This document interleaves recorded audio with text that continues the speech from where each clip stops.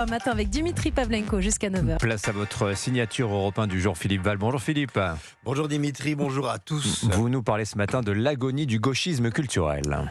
Oui, agonie annoncée dans une tribune de Pierre Vermeuren dans le Figaro la semaine dernière suite à la chute de Jack Lang.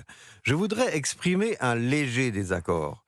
Vermeuren date l'acte de naissance du gauchisme culturel de la nomination de Jack Lang au ministère de la Culture en 1981. Or, il me semble que ce phénomène remonte à une époque où Jack Lang était encore bien loin de planter les colonnes de Buren dans les jardins du Palais Royal. Quand cela remonte-t-il d'après vous ? À l'immédiate après-guerre. On assiste alors à une prise de pouvoir culturelle par ce que l'on a appelé les compagnons de route du Parti communiste, conquête menée tambour battant par Sartre et ses amis intellectuels, artistes et écrivains. Sartre prendra la place de Bergson, Marguerite Duras prendra celle de Colette, ô combien avons-nous perdu au change, Juliette Gréco celle d'Édith Piaf et Bertolt Brecht celle de Sacha Guitry.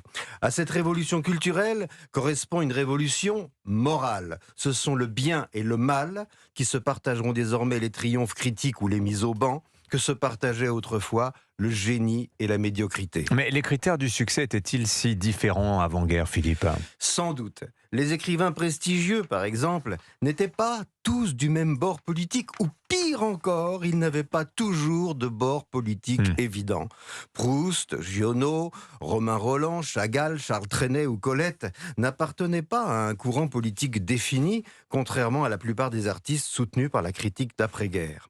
Ce magistère moral de gauche, avec le recul du temps, est d'autant plus paradoxal que la figure politique dominante de la gauche mondiale à l'époque, c'est Joseph Staline.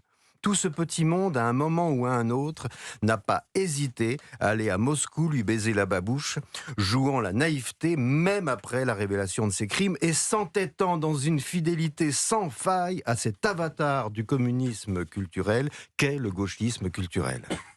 Les amitiés collaborationnistes ont discrédité Guitry. L'adhésion au stalinisme a contribué à la gloire de Brecht. Vous n'êtes pas d'accord avec Pierre Vermeuren qui annonce le crépuscule du gauchisme culturel, Philippe ? Si, mais si la glaciale sortie de scène de Jack Lang en est un signe, elle n'en est pas la cause. Alors, quelle en est la cause alors ?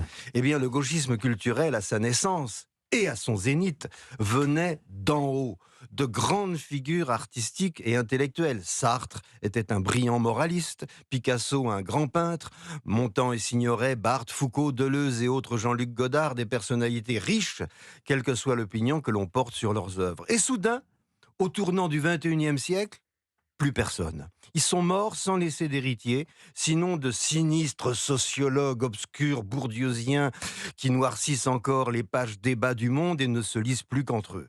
Du gauchisme culturel, il ne reste que la valtaille, de pauvres chanteurs et de malheureux comédiens qui militent pour Gaza, des libraires qui boycottent les livres de droite, des cégétistes qui interdisent la vente à la Fnac des livres de Bardella, des metteurs en scène qui s'obstinent à faire se rouler dans la poussière des acteurs habillés en toile de jute, et des politiques dont le QI plafonne à celui de Mathilde Panot. En résumé, vous êtes en train de dire que le gauchisme culturel meurt faute de combattants, Philippe ? C'est cela. Désormais, les jeunes figures d'intellectuels qui émergent, comme Fergan Aziari, auteur de l'Islam contre la modernité, excellent ouvrage, comme Eugénie Bastier, Peggy Sastre, Samuel Fitoussi, Giuliano da Empoli, ou les plus anciens, comme Alain Finkielkraut, Pascal Bruckner ou Elisabeth Badinter, n'incarnent pas une idéologie, mais un travail intellectuel précieux et une pensée libre, indispensable à la renaissance de notre vieille Europe. Signature Europe 1, Philippe Val. Merci beaucoup, Philippe.